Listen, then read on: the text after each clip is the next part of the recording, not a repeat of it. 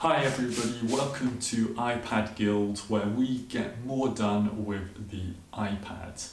Today we're starting a new video, which is a topic that seems to be quite popular on YouTube at the moment, and that is, can you edit a video on the iPad? And it makes sense, of course, like if people are making videos about the iPad and there is this big question of can the iPad replace your desktop or laptop, then of course it makes sense to make a video about making a video on the iPad. Now, I'm not going to focus on the making of this video because that would be a bit too inception-y and meta for me, but instead I'm going to focus on a video that should have already come out by the time you're watching this, and that is how to delete apps on the iPad.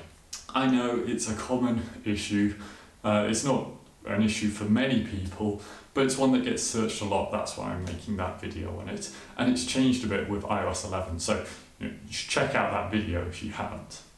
Now, I've made videos on the iPad before, but these were videos for friends, for family, fun little scripted videos, stories, whatever, and that was with iMovie on the iPad. And I felt at the time that iMovie on the iPad is very limited and very restrictive, and so it wasn't a great choice for editing on. The previous two videos I've made on this channel, I edited on the Mac, and I used iMovie for the second one, and for the first one I used Camtasia, which is a screen recording software, which you can also edit videos on. So far I'd say that there are strengths and weaknesses to each one, and Camtasia is definitely designed more for recording the screen of a Mac, and that's what I use it mostly for using in lessons and so on. So I'd be intrigued to see if there is a better choice on the iPad, and as such I downloaded Lumafusion Pro. This seems to be one of the recommended apps for editing videos on the iPad, and it seems to have a lot of pro features, and some which are more advanced than iMovie on the Mac. It's a bit of a shame that iMovie on the iPad doesn't have all the features of iMovie on the Mac, but that's the way it is. Anyway, I better start recording this other video and we'll see how it goes.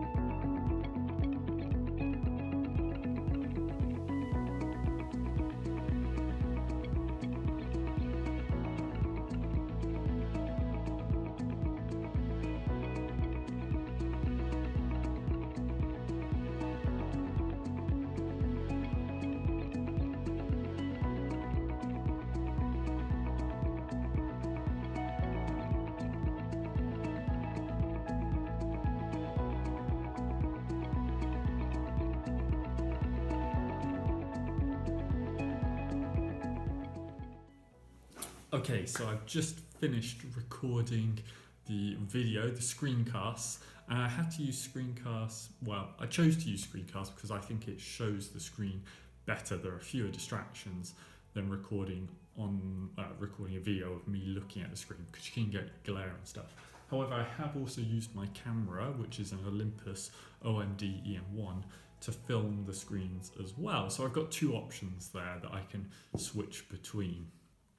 To record the screencast on iOS 11, it's really simple, as there is a built-in screen recording option that you can use now, and you can add audio to it. But I didn't record audio, I'm going to record the audio later. But iOS 10 isn't so easy. There is no inbuilt screen recording in iOS 10. There are some clever hacks with some unofficial software that often gets taken down from the iTunes, from the App Store. So I haven't used any of those.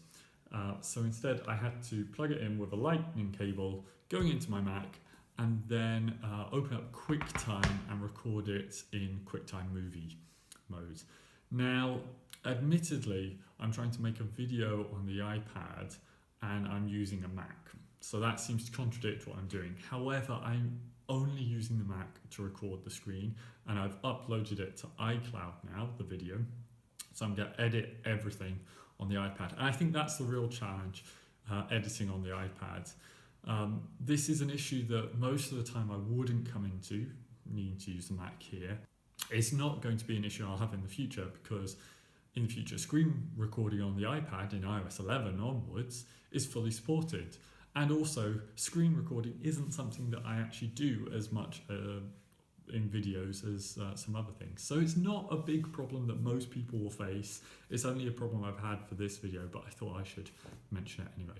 So now the challenge is recording the audio to go along with it, and record and editing everything together. Cool.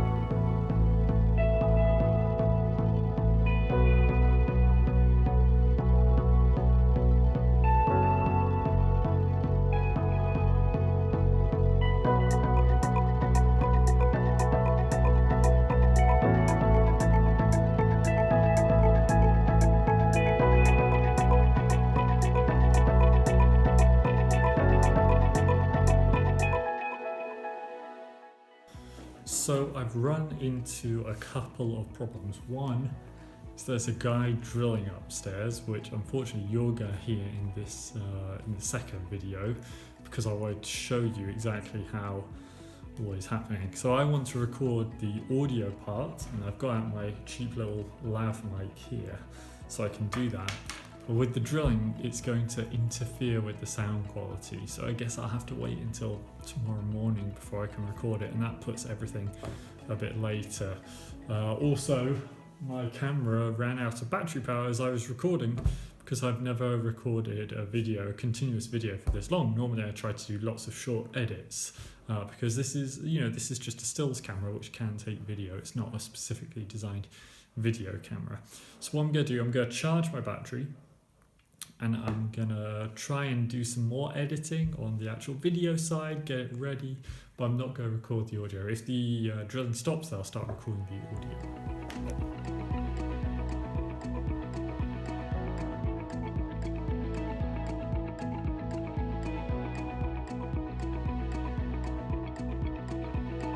So the drilling stopped for a little while, so I managed to record the audio, the voiceover, straight into the app. It worked pretty well.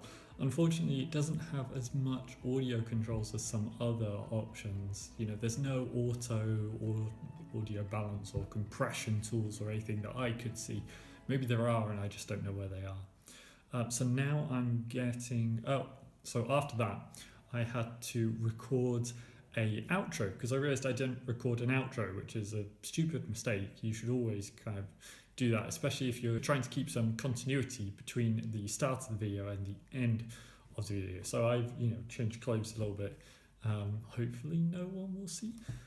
So now I need to import that video onto the iPad, which I'm about to do.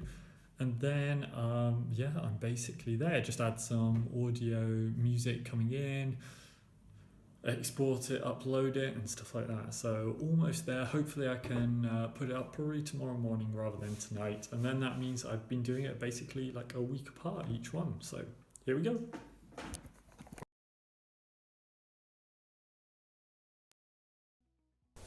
well, it's done. And it was certainly easier than some of the previous videos because it was quite a bit shorter. And being shorter meant that it took a lot less time to edit things together. Having said that, there were a couple of points which made it a little more tricky. And Lumafusion Pro, although it's a very good app, it wasn't as easy personally as some of the desktop apps that I've used, such as iMovie or Camtasia. In addition, it seems to be lacking some of the power features of those apps, in particular Camtasia. There are some features which I haven't tried yet, I am not familiar with. Some of them are quite hard to discover naturally. For example, transitions, I didn't discover them when I was making that video, but I found them afterwards. And yeah, they're okay. Some of them are quite cheesy, and you can create your own transitions and adapt to it and then save those, which is a good feature. So yeah, it seems okay. I suspect it also would have been better if I'd used the larger 12.9-inch iPad rather than the 10.5 iPad Pro, which I have. However, I'm not going to buy a new iPad just to make a video. My wife would kill me if I did that. Anyway, I think it was pretty good and I'm interested in using it again in the future. I think there's some real potential here and I'd love to see a couple more developers put out these pro-level apps. I know there's also Pinnacle Studio, which could be worth checking out as well, and iMovie on the iPad isn't that bad. Still, I think Lumafusion Pro is probably better than that and is worth trying out if you want to make videos on the iPad. If you have enjoyed this video, please like, comment and subscribe.